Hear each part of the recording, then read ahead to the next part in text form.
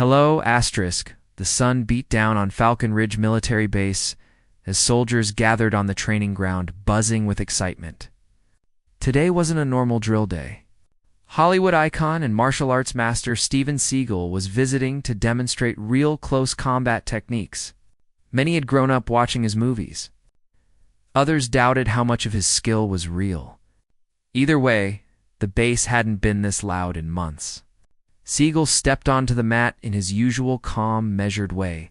Black outfit, steady eyes, hands relaxed at his sides. His energy alone made several soldiers straighten their backs. But among the crowd stood one man who wasn't impressed. General Marcus Branson, a decorated officer known for his iron discipline and zero tolerance for celebrity theatrics. Branson walked towards Seagal with slow, heavy steps, arms crossed, eyes cold. "So, you're the man who thinks movies count his combat?" he said loudly, making sure every soldier heard. A few soldiers exchanged nervous glances. Seagal simply bowed his head respectfully. "I'm just here to share what I know, sir," Seagal replied calmly. The general scoffed. "We'll see about that." Without warning, Branson stepped forward, grabbing Seagal hard by the hair, yanking his head slightly back. Gasps tore through the formation. Several soldiers took a step forward instinctively, but Seagal raised a hand gently, signaling them to stay where they were. He didn't flinch. He didn't react. He didn't even blink. Branson tightened his grip, trying to intimidate him in front of the entire base. "What's the matter? No stunt double to save you now?" The soldiers watched in stunned silence. Some recorded. Some held their breath. No one could believe what they were seeing. A general disrespecting a guest, and that guest being Steven Seagal, of all people. But Seagal's face remained unreadable. His body stayed perfectly relaxed, as if the general's hand was nothing more than a breeze brushing past him. He slowly turned his eyes toward the soldiers watching, then back to the general, and spoke in a low, steady tone. "Sir, I suggest you let go." Something in his voice sent a chill down the entire formation. It wasn't anger. It wasn't fear. It was something far more dangerous. Control. And at that moment, nobody on the base knew they were seconds away from witnessing something that would be talked about for years. Because what Steven Seagal did next shocked the entire base. For a moment, the entire base stood frozen. You could have heard a pin drop on the concrete. General Branson still had his fist tangled in Steven Seagal's hair. Breathing heavily, jaw clenched, eyes filled with a strange mix of pride and challenge. It was as if he wanted to prove something, not just to Seagal, but to the hundreds of soldiers watching him. Seagal, however, remained as still as a statue. The general yanked harder this time, dragging Seagal half a step forward. Several young soldiers flinched as if they felt the pull themselves. A few whispered urgently, "Sir, he shouldn't be doing that. That's Steven Seagal.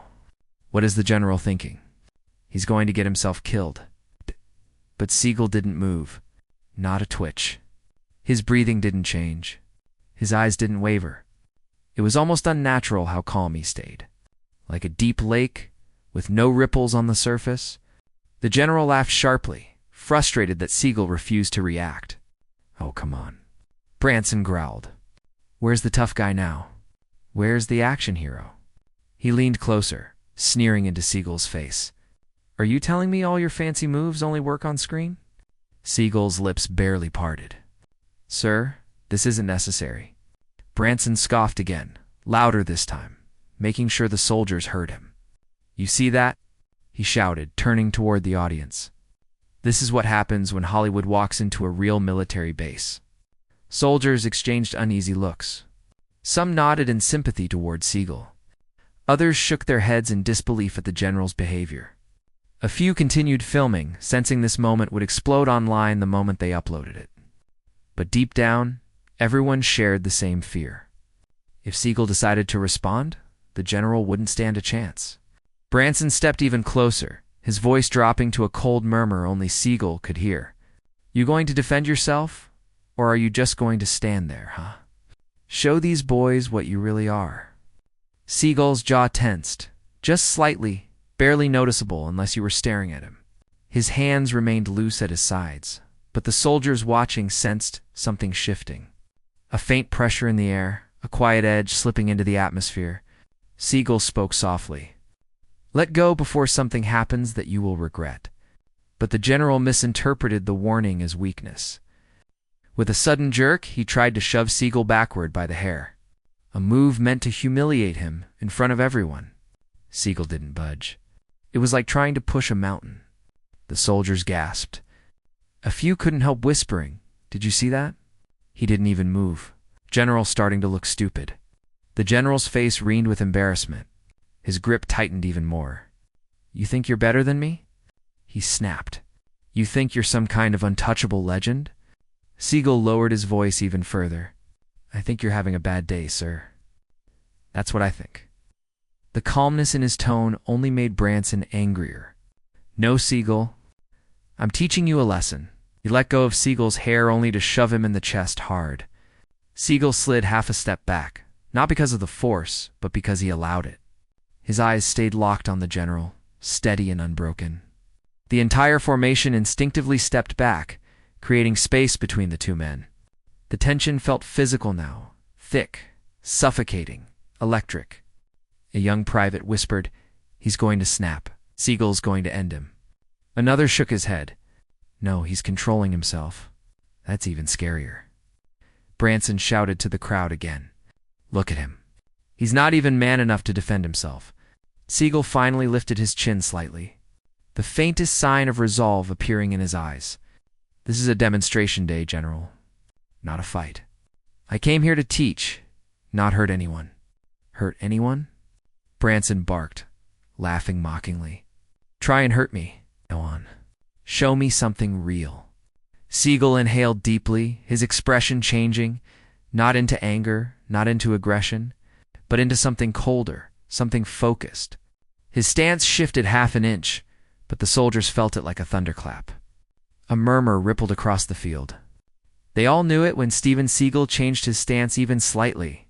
Things were about to get real. Branson didn't notice. He pushed Seagal again harder, almost desperate now. "You going to fight back or what?" Seagal tilted his head. "I don't fight out of ego. I react out of necessity." That line sent chills down the backs of the soldiers watching. Even those who doubted Seagal before were now silent, glued to every movement. The general leaned in again, so close, their noses almost touched. "I don't believe you're capable of reacting," he hissed, and that was the final mistake. A silence heavier than the blazing sun fell over the base. Seagal exhaled once, slow, controlled, almost meditative. The soldiers didn't know it yet, but the moment was seconds away from exploding, and none of them were prepared for what was about to happen next. Have you ever seen someone stay this calm while being disrespected? Tell me yes or no in the comments, and then also drop your country and city. I love hearing where everyone is watching from. The air over Falcon Ridge Base felt heavier than ever, thick with adrenaline and disbelief. The soldiers stood in a wide circle now, forming an unspoken arena around Steven Seagal and General Branson. No one dared move. No one dared speak. Even the wind seemed to pause as if waiting for what would happen next. Branson's last words, "I don't believe you're capable of reacting," hung in the air like a direct slap to Seagal's honor. Seagal slowly raised his eyes to meet the general's. His face stayed calm, but there was something new behind the eyes now. Something sharp, something ancient, something dangerous. It wasn't anger. It was focus. A few soldiers felt it instantly, a chill that slithered down their spines. Private Collins whispered under his breath, "He's going to move. I can feel it." Sergeant Lane shook his head slowly. "If he moves, the general won't survive it." But Branson either didn't hear them or didn't care. His pride had swallowed him whole. He puffed his chest, fists clenched, and took another step forward. "You think your calm face scares me?" he snapped. "You think staying silent makes you tough?" Seagal didn't blink. "It's not about fear.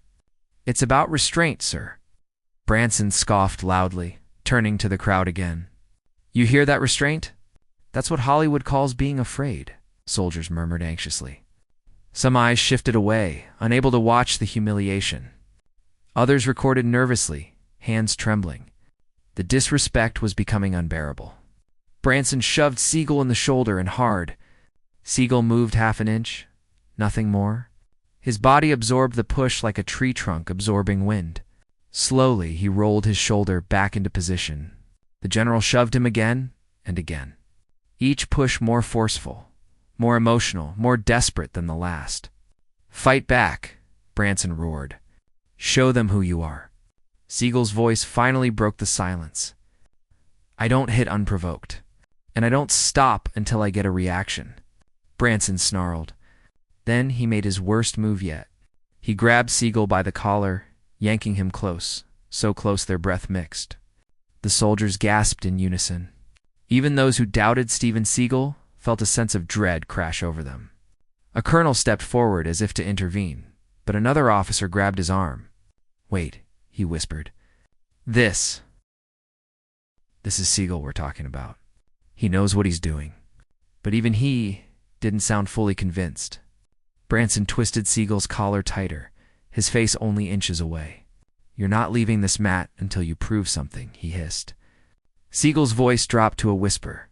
Steady, icy, controlled. "I don't want to hurt you. You won't." Branson pulled his fist back. This time, the soldiers reacted violently. "Sir, no, General, stop. Don't do this." Even the toughest men in the unit felt their stomachs twist. No matter what anyone thought of Seagal, actor, martial artist, celebrity, everyone knew he was trained. And when a trained fighter warns you twice, you listen, but the general didn't. He swung, not a slap, not a shove. A full punch aimed squarely at Seagal's face. Time slowed. Seagal didn't step back. He didn't duck. He didn't even raise his hands. He simply watched. At the very last millisecond, just as the fist was about to connect, Steven Seagal shifted his weight. Barely, subtly, a movement so slight it was almost invisible. The punch missed him by a hair, slicing through air instead of bone. The momentum threw the general off balance. His eyes widened, confused.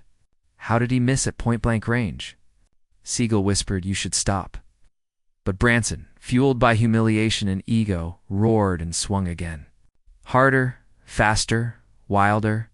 Each punch missed.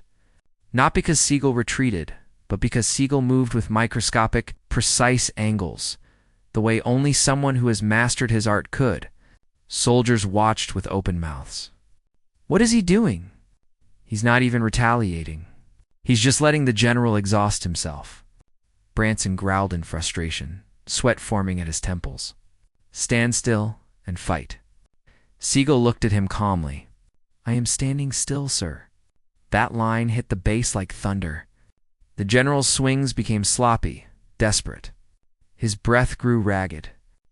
His face turned red with exhaustion and rage. Yet, Seagal still hadn't raised a single hand.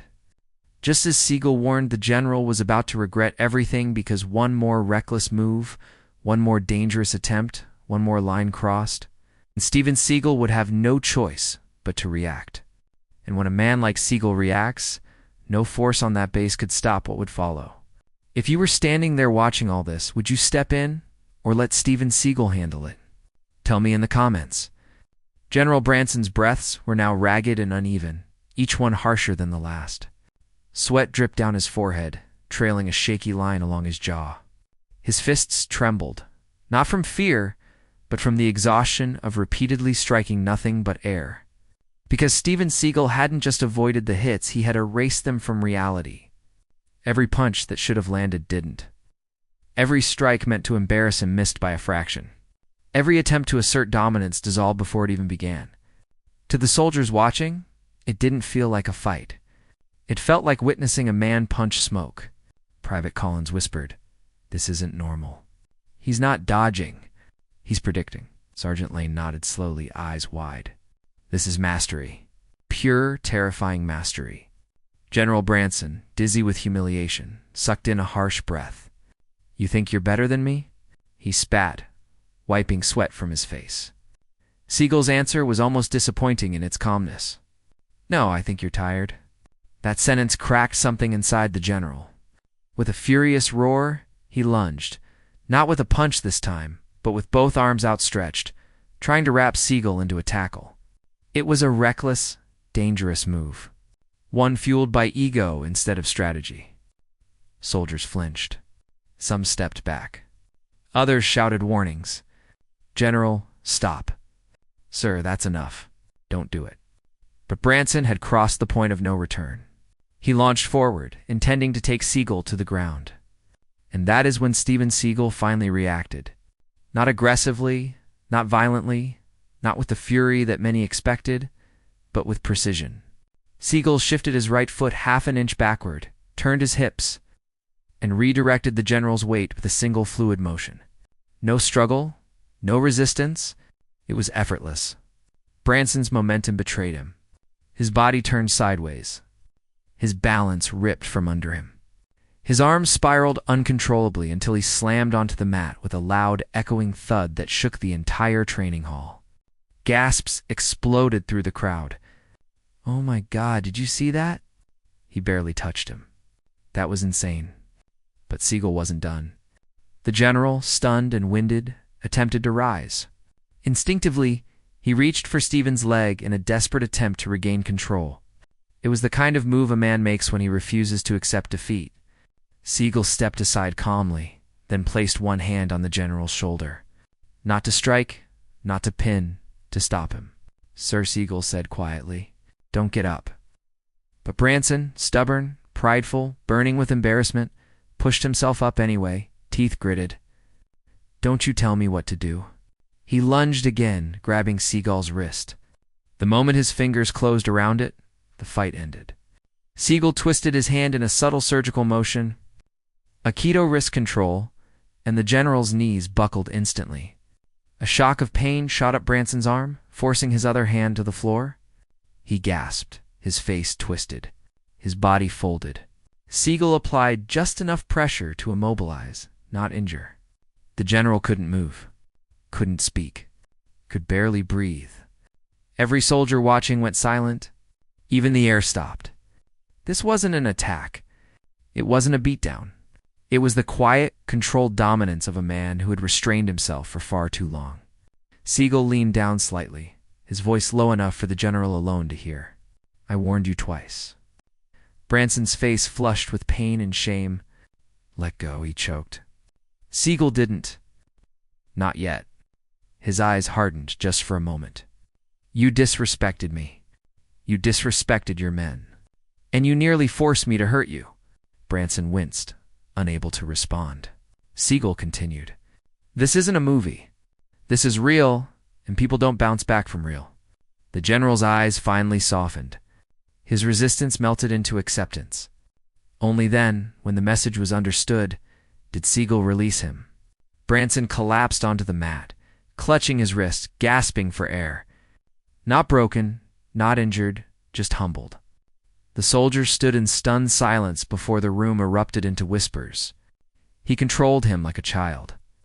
That was unreal. I've never seen the general lose. And he didn't even hit him once. Seagal stepped back, hands at his sides, breathing steady as ever. He bowed his head slightly toward the general. "Respect goes both ways, sir." The general stared up at him, shame flickering across his face. He tried to speak, but no words came out. Not yet. For the first time since the confrontation began, the base wasn't looking at the general anymore. They were looking at Steven Seagal, the calm warrior, the man who warned twice, the man who never attacked but still won. And deep down, everyone knew this wasn't the end. Something bigger was coming, something that would shake the entire base. What would you do if you were the general? Apologize or go for round two? Tell me in the comments. The room was still vibrating from what had just happened. Soldiers whispered in clusters, still trying to process how Steven Seagal had neutralized their commanding officer without throwing a single punch. Some were stunned. Some were impressed.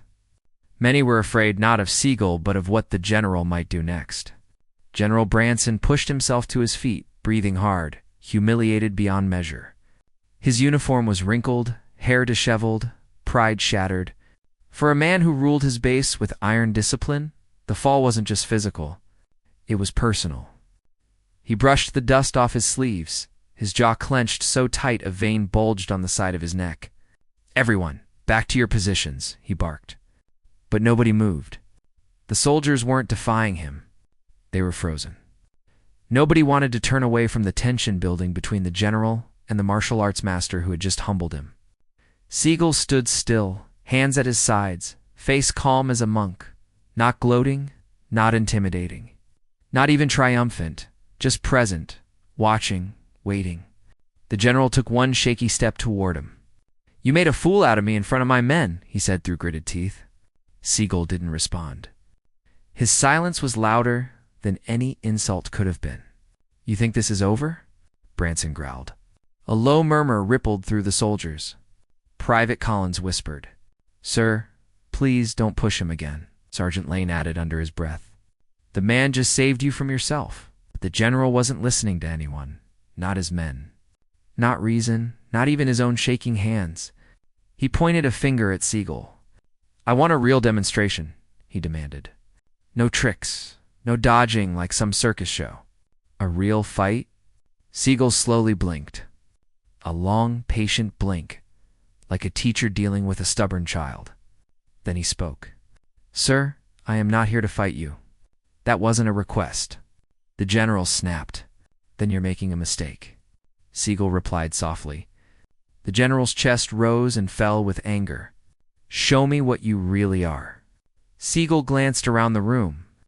Every soldier watched with wide, burning eyes. This wasn't just a demonstration anymore. It was a dangerous moment spiraling out of control. General Seagal said, "What I do is meant to protect, not inflate pride. You're already injured. Your wrist is strained. Your breathing is heavy. You need to stop." "You don't tell me what I need," Branson snarled. He stepped in close enough for Seagal to smell the adrenaline pouring off him. "Hit me," Branson whispered. "If you're a real martial artist, hit me." Seagal frowned slightly. "What you're asking me to do isn't honorable." The general's voice cracked with rage. "Hit me." Seagal didn't move. The soldiers held their breath. And then Branson made the worst decision of his military career. He threw a sudden explosive punch aimed directly at Seagal's temple, a punch that if it landed could have caused real damage. The soldiers gasped. Seagal acted, not with violence, not with fury, with control. He stepped inside the punch, catching the general's forearm mid-strike. His other hand slid underneath Branson's elbow. A pivot, a twist, and the general was spun around, locked in a joint hold before he even understood what had happened. The crowd erupted in shock. How is he doing that? He's controlling him like a puppet. That's insane. He's too fast. Branson tried to yank free, but his own body refused. Every movement only deepened the pressure. Seagal leaned close to his ear. "This ends now," he said quietly. "Walk away before you embarrass yourself further." But the general was too far gone. "No," he growled. "Finish it." Seagal hesitated. He didn't want to hurt him. But Branson shoved backward, putting his full weight into breaking free. And that's when Seagal made the only safe decision left. He dropped his center of gravity, swept the general's legs with a controlled motion, guided him down flat on the mat with a thundering slam. This time the room didn't gasp. It exploded. "Oh, he's done. The general can't take another hit. Call medical." But Seagal immediately released him and stepped back with his palms open. "No more," he said firmly. The general rolled onto his back, wheezing, defeated both physically and emotionally. A heavy silence fell over the room. Seagal looked at him not with triumph, but with disappointment. "You're a leader," he said softly. "Your men look up to you. Lead with strength, not ego." Every soldier felt those words. Branson's eyes filled with a mixture of anger, shame, and something he hadn't felt in years. Humility. But before he could respond, the hangar doors burst open. And what happened next would change the entire story. The massive steel hangar doors slammed open with a metallic crash, echoing across the training hall. Every soldier snapped their head toward the entrance. 3 high-ranking officers stormed inside. Colonel Reeves, Major Hall, and Captain Diaz, faces tight, steps fast, energy electric. Behind them followed a squad of MPs, their uniforms immaculate, their movements precise. General Branson froze on the mat, still struggling to catch his breath. His pride, his uniform, and his authority were all wrinkled, battered, and trembling. Colonel Reeves surveyed the scene with sharp, hawk-like eyes. He narrowed his gaze on Branson sprawled on the floor, then at Steven Seagal, standing calm and composed. Hands relaxed at his sides. "General Branson," Reeves said, voice like steel snapping. "What on earth is happening here?" Branson stumbled to his feet, refusing help from the MPs. He straightened his uniform, wincing from the pain in his wrist, and pointed angrily at Seagal. "This civilian attacked me," he barked. A wave of disbelief swept the room. Soldiers exchanged looks. Some even shook their heads. Collins muttered, "That's not what happened at all." Reeves turned to Seagal, noticing his perfectly calm breathing, his steady eyes, his unshaken posture. Then he turned back to Branson. "Attacked you?" Reeves repeated slowly. "General, you looked like you went through a meat grinder alone." Branson's face burned. He assaulted me during the demonstration," the general stammered. Major Holt stepped forward. "Sir, we received multiple calls from soldiers reporting that you initiated aggression." Branson froze. Captain Diaz added, "We also have over 40 videos recorded of the incident. All of them were uploaded to the internal network within minutes." The color drained from Branson's face. Soldiers shifted nervously. They had tried to warn him. Now, the truth was catching up fast. Colonel Reeves looked at the crowd. Everyone who recorded the event stepped forward. Dozens of soldiers stepped out of formation, phones in hand. Branson's jaw dropped.